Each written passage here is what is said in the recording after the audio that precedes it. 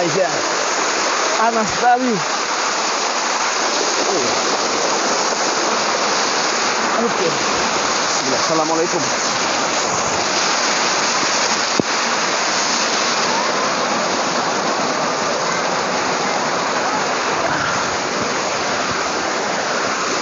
Halo, assalamualaikum warahmatullahi wabarakatuh. Jumpa lagi dengan saya Freddy Sudaryanto di channelnya Freddy Sudaryanto Spot. Mungkin kedabling sama suara air ya. Hari ini saya spotnya bagus, tapi di bawahnya tidak begitu bagus. Ini adalah Nagrak pemandian air panas. Nagrak pemandian air panas. Halo, assalamualaikum. Baiklah, saya lanjutkan kembali ngobrol-ngobrol lagi ya seputar kasus Jalan Cagak Subang. Hari ini tadi sudah disampaikan bahwa saya ada di spot pemandian air panas di daerah Curug Nagrak di Jawa Barat. Dan airnya cukup lumayan panas ini ya. Tetapi di sini tidak ada jurang.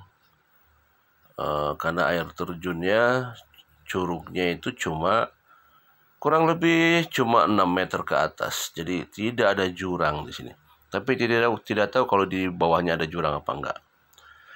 Nah, saya akan coba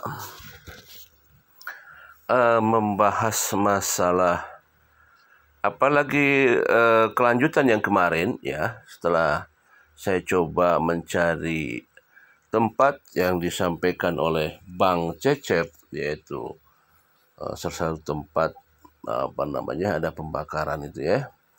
Karena sekali lagi karena tempatnya di Cimahi, ya saya orang Cimahi.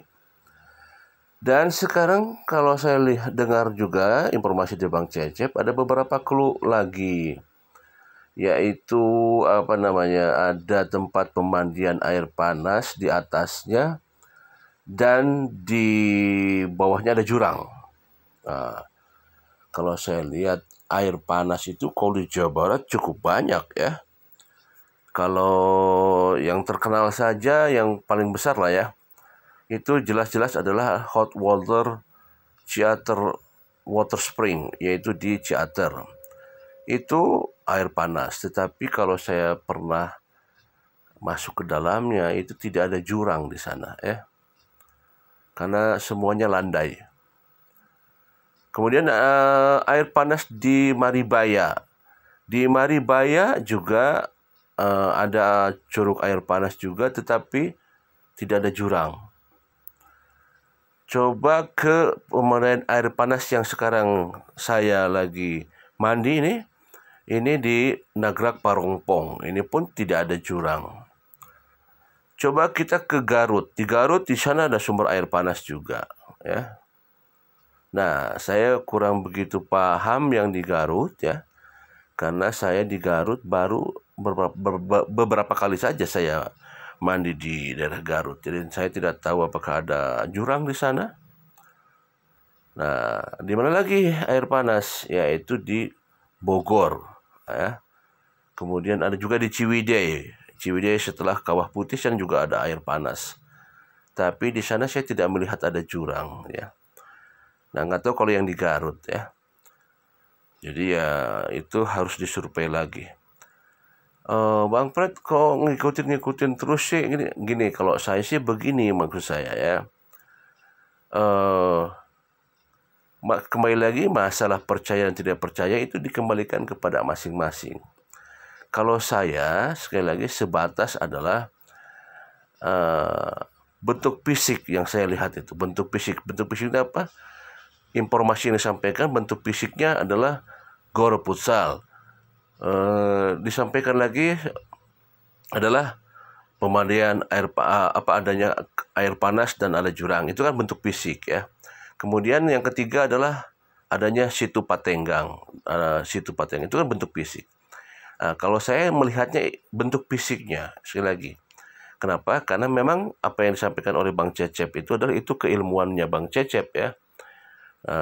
Yang jelas saya tidak mengerti. Lain halnya kalau saya sudah mengerti, mungkin nanti bisa dipelajari.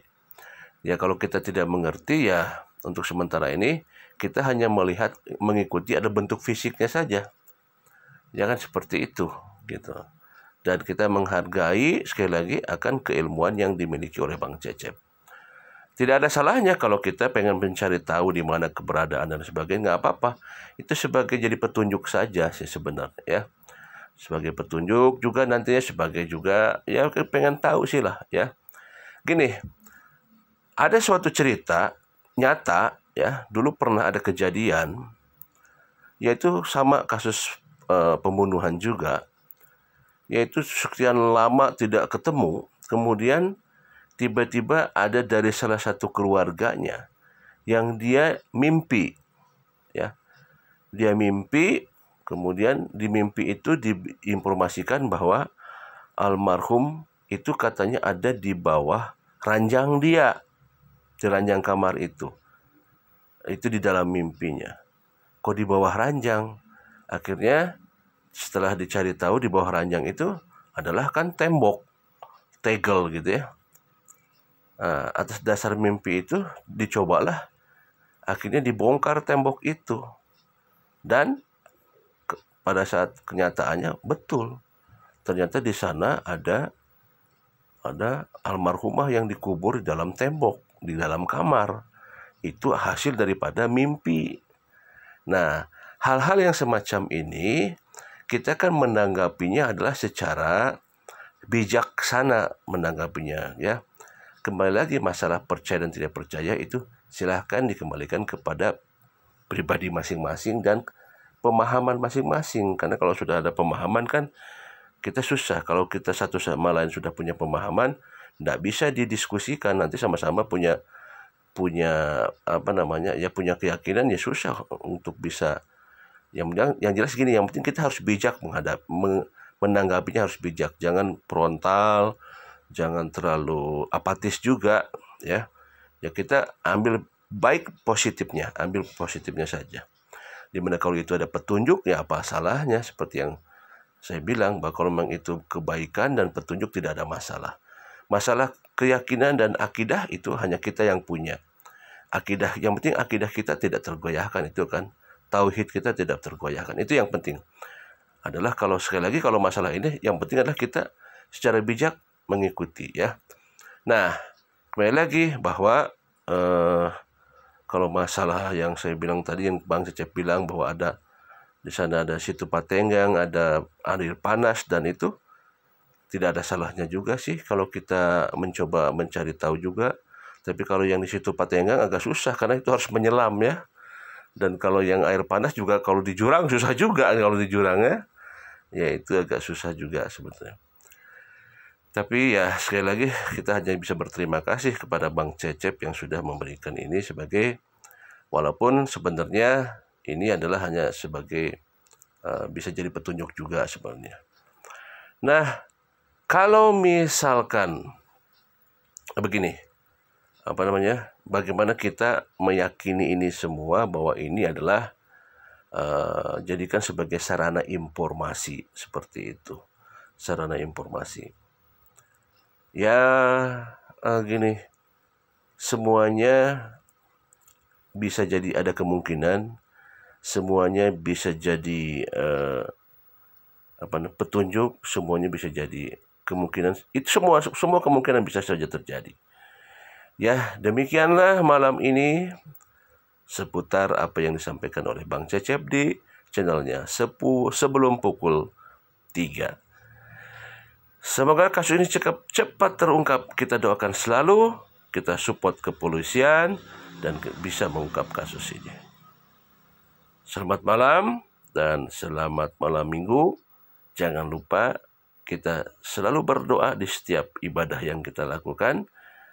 Dan untuk almarhumah Ibu Tuti dan Amelia dalam keadaan husnul khotimah, dan semoga bisa memberikan juga pencerahan juga kepada kita semuanya. Amin ya robbal alamin. Assalamualaikum warahmatullahi wabarakatuh. Selamat malam minggu.